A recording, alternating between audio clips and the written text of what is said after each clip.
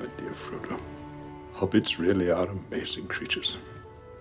You can learn all that there is to know about their ways in a month, and yet after 100 years, they can still surprise you. J.R.R. Tolkien's three-part fantasy from Middle-earth was first published in the 50s. While he initially intended it as just a sequel to The Hobbit, The Lord of the Rings has become so wildly popular it was voted Britain's favorite book ever back in 2003. And there have been multiple adaptations in the half-century since its first publication, several radio dramatizations, an animated feature film, and of course, the one we're talking about here, Peter Jackson's award-winning epics from the early aughts. Great, so let's just deal with all three of them at the same time. Ha! Just ha, man. Fine, we'll just start with The Fellowship of the Ring. So, without further ado and no restraint on spoilers, it's time to ask, what's the difference? To start with, let's clarify what version of the film we're talking about. Since it is likely the most viewed version, we're talking about the original theatrical cut of The Fellowship of the Ring. Any other differences in the 30 extra minutes of the extended edition, you can tell us about in the comments section. It's also important to remember that we're just dealing with The Fellowship of the Ring here, not the entire trilogy. So, if we leave something out that becomes meaningful in the second or third book, we'll get to it in our second or third episode. So with that little disclaimer, let's get started. The Fellowship of the Ring starts off with an extensive prologue detailing the long history of the hobbits as a people. Tolkien describes things like the geography of the Shire and surrounding areas, the importance of pipeweed, and a few thoughts on the hobbits' skill as record keepers. This part of the Fellowship of the Ring reads largely as a historical text, shedding light on the origin of the hobbits before they head out on their adventure. The film similarly begins with an extensive prologue. Its prologue, however, focuses on the forging of the Great Rings. This story is ultimately told by Gandalf in the second chapter of the book, but the fact the movie opens on the history of the One Ring is telling. Right away, the film focuses on the danger and evil lurking within Sauron's ring, as opposed to an anthropological study of the people at the center of the story. From there, the book moves straight into the long-awaited party, Bilbo's 111th birthday celebration. Gandalf arrives with some rad fireworks, and much is made of Bilbo and Frodo's meddling relatives, the Sackville Bagginses. At the party, Bilbo makes a scene by bidding farewell to his kin before slipping on the ring and disappearing completely. The movie's version of these events play out basically the same. After the party, however, we come to one of the main differences between book and movie. Gandalf begins to suspect the ring immediately, telling Frodo to keep it secret, keep it safe, before taking off to go do some research. He then returns in basically the amount of time it takes to ride from Hobbiton to Minas Tirith and back to discover that, yep, this ring is real bad news. One ring to bring them all, and in the darkness, find them. In the book, though, after the party, Gandalf is gone for 3 years. Then a few years go by where he visits the Shire frequently. Then he's gone for 9 more years before finally coming back to give Frodo the full story of the ring. In the movie, a stricken and concerned Gandalf sends Frodo and Sam out of the Shire literally at dawn the next morning. Or at the very least, we're meant to read it that way based on how the movie is edited. Book Frodo takes a much more measured approach to leaving the Shire. Gandalf hangs out for a few weeks before they even talk about how to best leave. Then Frodo sells his home at Bag End to the Sackville Bagginses, buys another place in another town, and moves all of his stuff there so as not to arouse suspicion. Big picture here is Frodo is 33 at Bilbo's birthday party, and he leaves the Shire with the ring when he's 50. That means 17 full years go by before any action is taken to destroy the ring. The movie follows Frodo and Sam's departure with a quick montage of them walking across the countryside, with shots beginning at dawn, progressing through the day, and wrapping up towards dusk, implying just one more day has passed. And it's played as though it's within the next day that they run into Merry and Pippin, then evade the Black Riders, making it to Bree and the Inn of the Prancing Pony later that night. Whether or not there are more nights on the road hidden by the cuts between scenes is completely irrelevant. The pace of these edits makes us think that it's happening very quickly. Once they leave the Shire in the book, the hobbits do run into Merry and Pippin and must evade the Black Riders, but they also spend a night at Old Maggot's farm, drinking beer and having a nice meal. Then they stop at Brandy Hall for a handful of nights with comfortable baths and full bellies. Oh, and singing. Like, so much singing. Then they spend 3 whole chapters in the company of Tom Bombadil, a seemingly ancient protector of the forest who saves their lives a few different times in fairly rapid succession. Why don't you stay with me, little guys?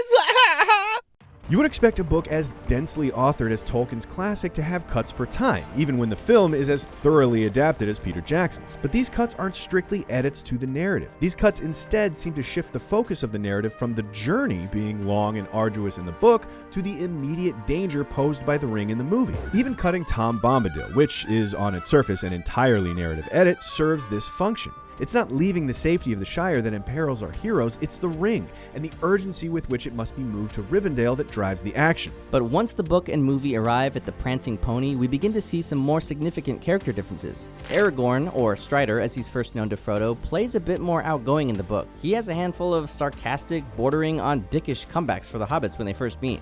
He's also carrying the shattered Narsil, the sword used to cut the One Ring from Sauron's hand way back in the day. He even seems downright antsy to see the sword reforged. In the movie, though, the shards of Narsil reside in Rivendell, and movie Aragorn is more than a little reluctant to take up the mantle that goes with his lineage. While book Aragorn does question his own ability to lead the hobbits safely on their quest, there is little trace of self-doubt in movie Aragorn's actions, at least where the route through Middle-earth is concerned. His place in the Kingdom of Men is another matter entirely. After teaming up with Strider, the hobbits evade the Black Riders and Bree once again. They take their time heading back into the wild, and when they do, it's in full view of half the town. The movie uses a wide shot of Bree in the pre-dawn hours, with the hobbits hustling up a hilltop to imply a sneaky and immediate exit. And again, when Frodo is stabbed on Weathertop, he's not immediately incapacitated like he is in the movie. Instead, Aragorn and the hobbits travel with the still functioning Frodo for 9 days. Then an elf named Glorfindel finds them and guides them through the wild towards Rivendell for 2 more days before the ring wraiths catch back up to them.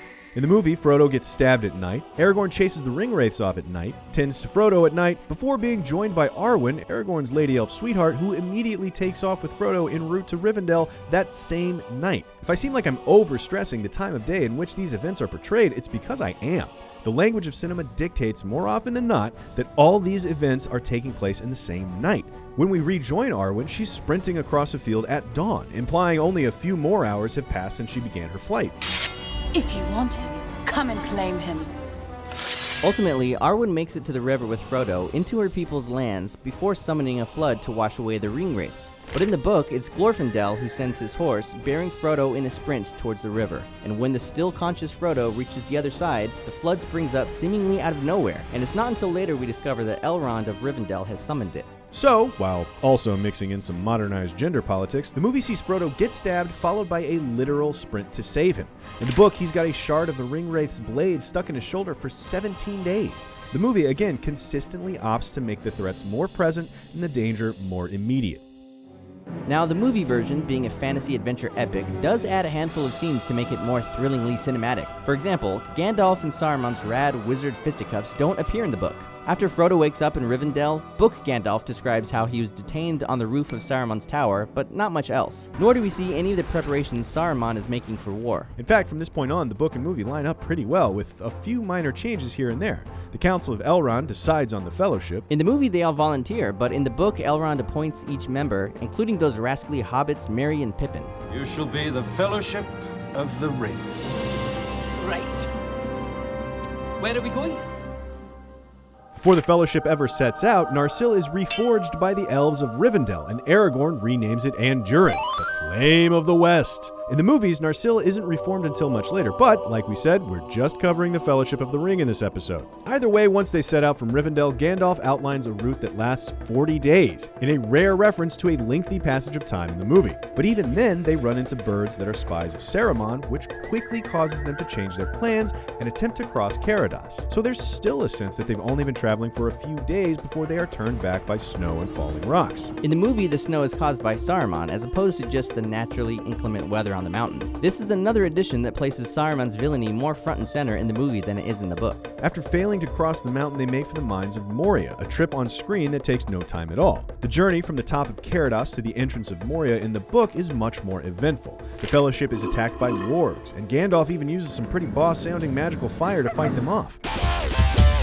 The decision to cut a nighttime ambush around a campfire may have been difficult, but even a cinematic fight scene involving pretty boss-sounding magical fire would have slowed the pace of the movie. Either way, in both book and movie, they're forced forward into the mine by a gnarly squid kraken-looking thing. Gandalf says it's a 4-day trip through Moria, and that may or may not have been the case. The events depicted in the Dark of Moria, where you can't tell day from night, seem to have taken 2 or 3 full days in both the book and movie. So the trip through Moria, culminating with the now iconic "You shall not pass" scene on the bridge of Khazad-dûm, are basically the same. And so is the now Gandalf-less Fellowship's trip through Lothlorien afterwards. Lady Galadriel lets the Fellowship rest in Lothlorien, shares a terrifying vision in her mirror with Frodo, and then turns down his offer to give her the ring in a, well, not terribly subtle way. All shall love me.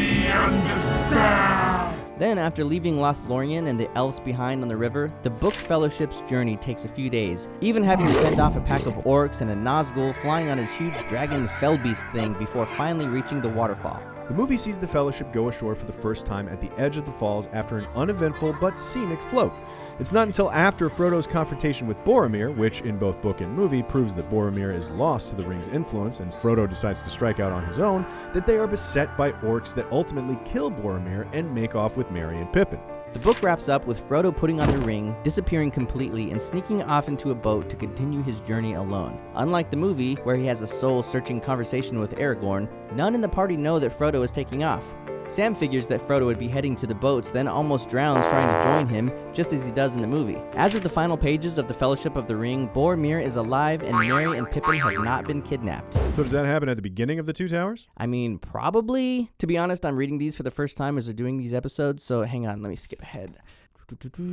Oh yeah, totally. Like 2 pages in. Okay, so the end of the Fellowship movie borrows from the first 2 pages of the Two Towers book. But again, the big difference with the Fellowship of the Ring versions is the pace. The book covers almost 20 years, while the movie seems to take place over the course of a couple of weeks. Whether it's literally supposed to be less than a month's worth of journeying or not, the effect is felt. The danger posed by the ring in the film is nipping at the Fellowship's heels from the opening prologue to the parting of the ways. Okay, so while you were talking just now, I read a little further ahead, and dude, check this out. Nope. First 2 pages is all the Two Towers they're getting. Ah, man. Make sure to subscribe to CineFix so you don't miss the rest of the Two Towers installment of our journey through Middle-earth, right here on What's the Difference? Nobody tosses a dwarf. Not the beard!